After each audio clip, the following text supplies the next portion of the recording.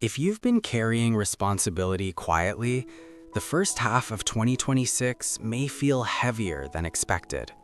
Not because things are failing, not because you chose wrong, but because pressure arrives before clarity for people like you. If you often stay calm while others panic, if you take on weight without asking for credit, if you hold steady when everything around you feels uncertain, this period will test how much you carry and what you choose to protect. This is not a collapse phase. This is not a warning of disaster, but it may feel uncomfortable before it feels clear. And not discomfort is not a sign you're doing something wrong. What this video is about. This video is not about predicting events or labeling your future as good or bad.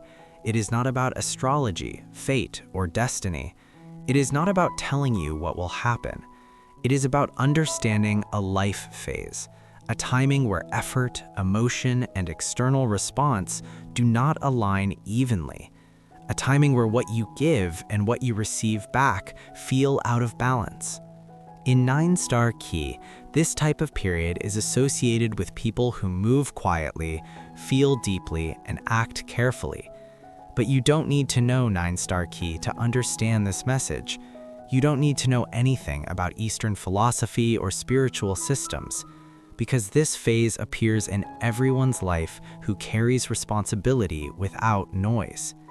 It appears for those who stabilize situations without being asked, for those who absorb tension so others don't have to feel it, for those who process internally before reacting externally.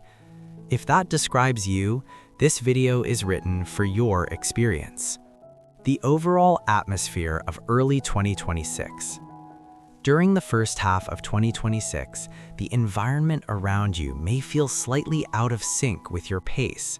You may notice results arriving slower than effort, emotional fatigue without a clear cause, people misunderstanding your silence, pressure increasing without clear explanation. Nothing dramatic may happen on the surface. There may be no crisis, no breakdown, no single moment of collapse, but internally, something feels heavier. You wake up and the weight is already there. Not panic, not fear, just heaviness, like you're moving through water while everyone else is moving through air. This is a period where what you feel internally moves faster than what the world recognizes externally. You are processing, recalibrating, absorbing, but the world around you doesn't see that work, and that gap can be exhausting. You may find yourself more tired at the end of the day, even though nothing extraordinary happened. You may feel like you're constantly catching your breath, even though you haven't been running. This is not laziness. This is not weakness. This is what happens when internal effort exceeds external visibility. Why this period feels heavy. This period does not feel heavy because you are weak. It does not feel heavy because you are failing. It feels heavy because of timing mismatch. You process carefully. You wait before reacting. You think long-term. You consider consequences before making decisions. But the surrounding environment moves faster. Louder decisions, quicker judgments, visible action. People around you may be making bold moves. They may be speaking confidently about things you're still considering. They may seem certain when you are still gathering information. And in that contrast, you may begin to wonder if you're falling behind. When internal timing and external timing do not match, friction appears. Not conflict, not drama, just friction. A sense that you're slightly out of step with the rhythm everyone else seems to be following. You may question yourself even when nothing is wrong. Am I overthinking this? Should I have decided faster? Why does everyone else seem so sure? And that self-questioning is what drains energy the most, because it's not based on evidence, it's based on comparison. And comparison during a timing mismatch will always make you feel slower than you are. The hidden pressure of being reliable. Here is the difficult truth about this period. If you are known as reliable, people will expect more silently. If you rarely complain, others assume you don't need support. If you stay calm during chaos, people forget you feel weight too. In the first half of 2026, being dependable can quietly turn into being overused. Not because others are cruel, not because they don't care, but because silence is often misunderstood as strength without limits. When you don't ask for help, people assume you don't need it. When you handle things without fuss, people assume you can handle more. And over time, the gap between what you can do and what you should do becomes invisible to everyone but you. This is the emotional tension point of the period. You are still capable, but capability is not the same as capacity. And during this phase, you may begin to feel the difference. You may notice that you say yes even when you want to say no. You may notice that you take on tasks simply because no one else will. You may notice that your calendar fills not because you chose those commitments, but because others assumed your availability. This is not about blame. This is about recognizing a pattern that becomes more visible during pressure phases. Misunderstanding and emotional distance. You may notice moments like people reacting coldly to your calm responses, others misreading your quiet as indifference, relationships feeling slightly off balance. Someone asks how you're doing, and you say, "I'm fine," and they believe you completely, but you weren't fine. You were just conserving energy. Someone shares something with you, and you respond thoughtfully, but they interpret your pause as disinterest. This is not because connection is breaking, it is because your internal processing is deeper than what others see on the surface. You take time to absorb what people say. You don't react immediately. You consider before responding. But in a world that values quick reactions, depth can look like distance. Silence creates space, and space can be misunderstood, especially during this timing. You may feel like you're being present, but others may feel like you're pulling away. You may feel like you're listening carefully, but others may feel like you're not engaged. This disconnect is not your fault, but it is part of the atmosphere of this phase, and it can add to the sense of isolation even when you're surrounded by people. Work and responsibility dynamics. In work or responsibility-based environments, this period emphasizes invisible effort. You may contribute steadily without immediate recognition. You may be the person who keeps things running smoothly while others receive credit for visible results. You may be solving problems quietly while someone else presents the solution loudly. Credit may feel delayed. Feedback may feel vague. This does not mean your position is weakening. It means your role is structural, not visible, yet. Think of it this way. Some people build the stage. Some people perform on it. During this period, you are building the stage, and stages are rarely applauded until the performance begins. This phase builds foundation, not applause. It builds reliability, not recognition. And while that may feel unrewarding in the moment, it is creating something far more stable than temporary visibility ever could. But you have to trust that. And trust during a pressure phase requires more energy than usual. What makes this phase dangerous? The risk of this period is not failure. The risk is overextension. Because you can handle pressure, you may take on more than necessary. Because you don't panic, others assume you're fine. Because you don't complain, people forget to check in. But endurance without boundaries leads to quiet burnout. And burnout doesn't announce itself loudly.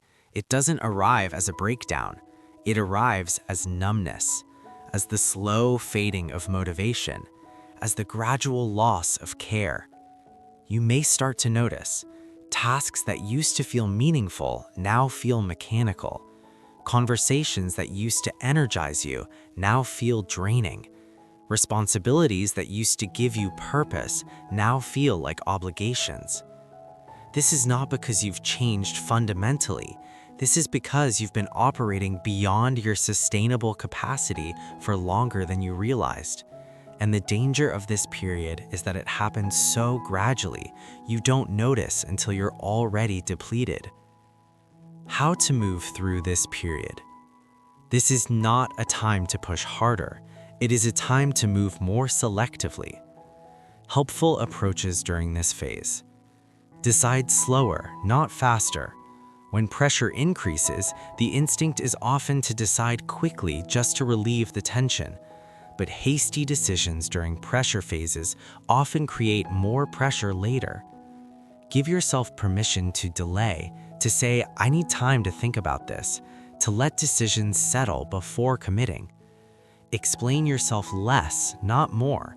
When you feel misunderstood, the instinct is to explain more, but over-explaining during this period often leads to more misunderstanding because the issue is not clarity, it's timing mismatch. Trust that your actions will clarify your intentions more effectively than words. Protect recovery over recognition. If you have to choose between doing something visible or doing something restorative, choose restoration.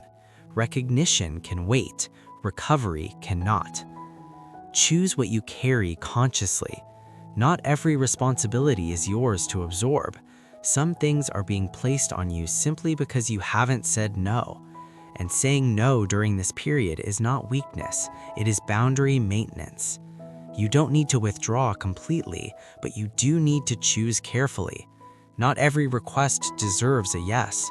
Not every problem requires your intervention. Relationships, emotional balance. In personal relationships, emotional imbalance may appear. You may find yourself listening more than speaking, supporting more than receiving, holding space for others more than being held.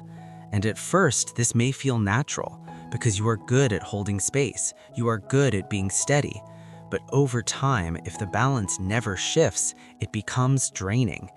If left unchecked, this creates quiet resentment, even if unspoken. Not dramatic resentment, not the kind that leads to arguments, but the kind that slowly erodes connection, the kind where you start to pull back without consciously deciding to.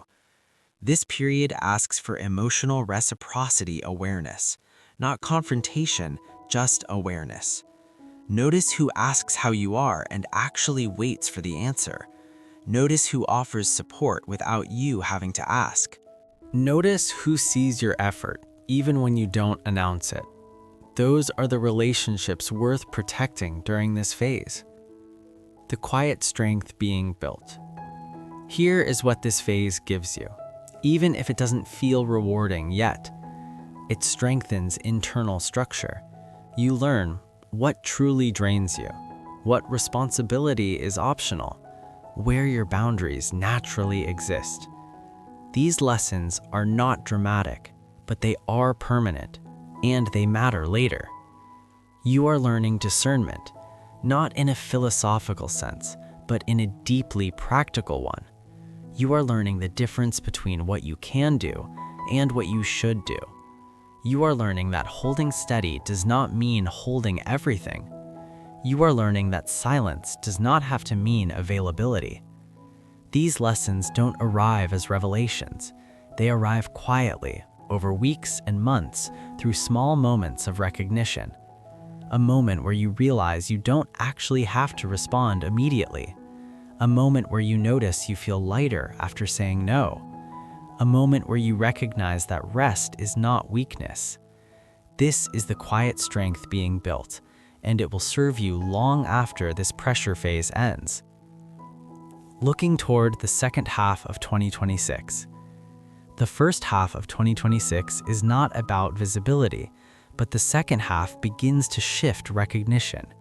What is built quietly now becomes clearer later. Not suddenly, not dramatically, but steadily.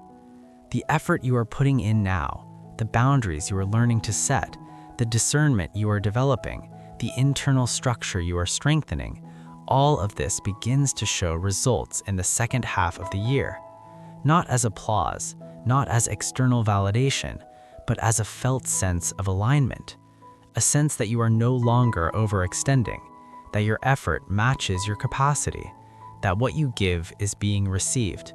This is not delay, it is preparation, and preparation phases, while uncomfortable, are never wasted.